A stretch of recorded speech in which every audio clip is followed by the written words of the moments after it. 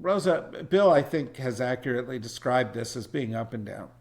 But I would suggest that perhaps it's maybe down and then down lower and then down, right? Because we've stopped providing Ukraine with aid in the way that the Biden administration did. We've told the Europeans they can provide Ukraine with aid from us, but they have to pay for it. We have indicated, we blocked the Europeans a couple weeks ago from using Russian assets to help fund Ukraine. So we are clearly doing much less for Ukraine now than we did in the last administration, which, in my view, was too restrained on this. And sometimes it gets worse. There's as Bill says, Lucy in the football. But it's off a low base, isn't it? Yes, I mean, you're both being awfully polite. I mean, you're in suggesting that, implying even that there is any baseline or vestiges of an anything here, right? I mean, this is just standard Trump. Whoever talks to him last will briefly influence him, for approximately somewhere between 10 seconds to 24 hours between the end of the conversation. That will be what Trump is leaning towards. And then either he will forget, or, the adversary to the first person who talked to him will go talk to him, and suddenly he's just flopped all around. There's no there at all when it comes to Trump's foreign policy, except Trump's vanity, and that produces only rather fleeting policy changes, because even his vanity is at odds with his general lack of interest and forgetfulness. So it doesn't get you very far. I mean, poor Zelensky, right? If I were Zelensky, I would be sort of wondering if it would be realistic and feasible for me to just like camp out in front of Trump's bedroom, and run Ukraine from there or something, because basically seeing Trump and smiling at him and sucking up a little bit on a twice daily basis is probably the only way to get a U.S. policy towards Ukraine that is going to be consistently helpful. And I don't know that there's anything interesting or useful to say. This is other than that we have no policy. It's not even transactional. It's like a big nothing. But it's a big nothing from this 800-pound gorilla that in the 10 seconds to 24 hours in which we have some random pretense of a policy, we can flail around and hurt people, or allow other big bullies to hurt people who we've stopped defending. And that's where we are. Well, I'm going to continue the podcast despite the fact that you say there's nothing interesting to say. Sorry. I'll search for something interesting to say here. Today, the president met with Mark Rutte, who runs NATO, who has adopted a stance, and Bill, if you want to comment on his stance, I'd be interested in this, which I find personally makes my skin creep, because he is the big flatterer. But Mark, every time he sees Trump, he's like, "Oh my God, he's so brilliant." Today, he said, "Donald Trump is the only man who can achieve peace here."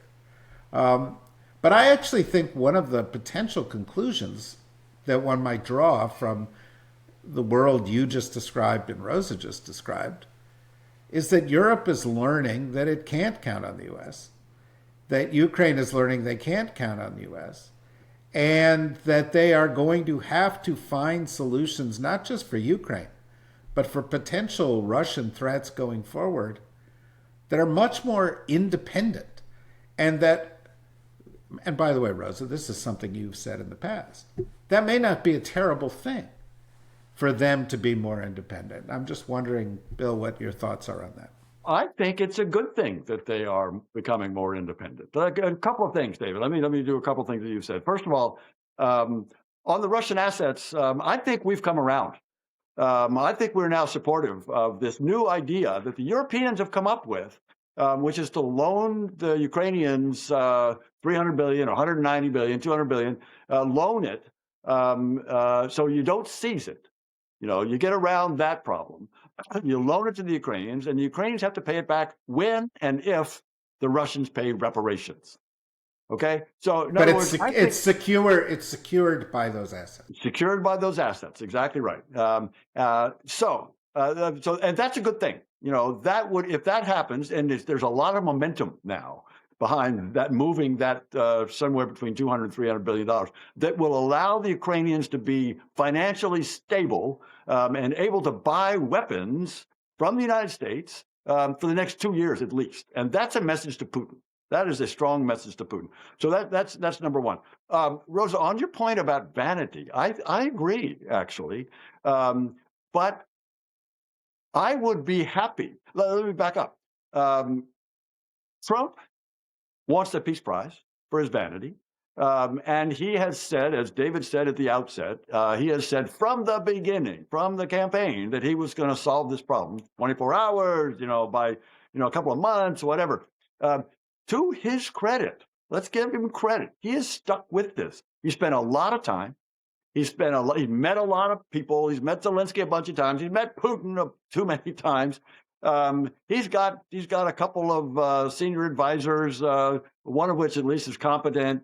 He's spent a lot of time doing these he wants to get this prize for vanity. I take your point. That's fine.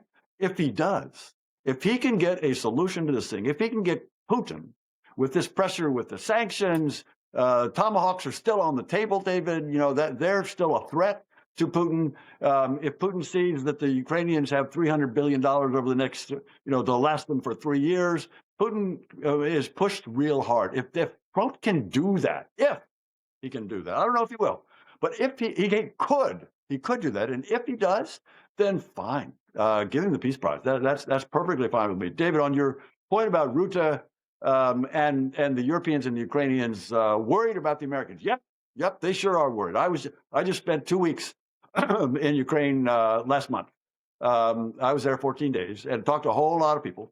That was my 11th visit to Ukraine, by the way, since the big war in 2022. And the Ukrainians are worried. I mean, they follow every word coming out of Donald Trump and others around here. So they and they said they hear the same thing that you just described, up and down. It's not all down. I would say some of it's up, some of it's down. When he says, for example, that the Ukrainians, which he did say, that the Ukrainians could take back all their territory and maybe even more.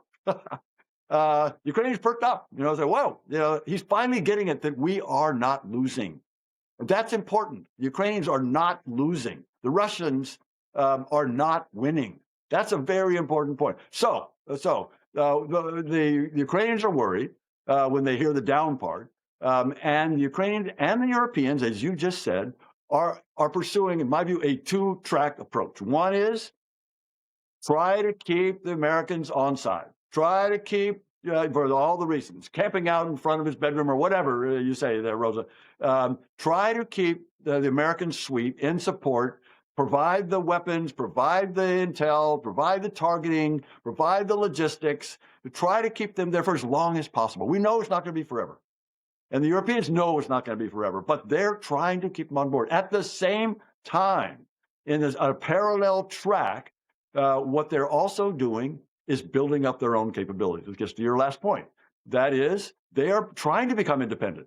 The Europeans want to become independent.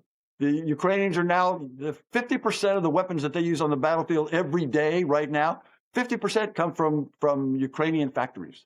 And that's up from 3%, David, in 2022. So they are skyrocketing in terms of their independence. They got a long way to go. They're the pros on drones, but they need other things as well that only the Americans. So this parallel work, that is, try to keep the Americans on board as long as it takes for them to build up their own capabilities so that they can be independent. Yeah, so again, there's this welter of stuff going on. Wait. I want to know who you think is Trump's one competent senior advisor on this. That was General Kellogg. Yeah, and he was kind of silent for a while, and he seemed like he was pushed aside by Witkoff, and then Witkoff stumbled, and I think Kellogg stepped up a little bit. That's my sense too. Yeah. But there is this kind of welter of stuff.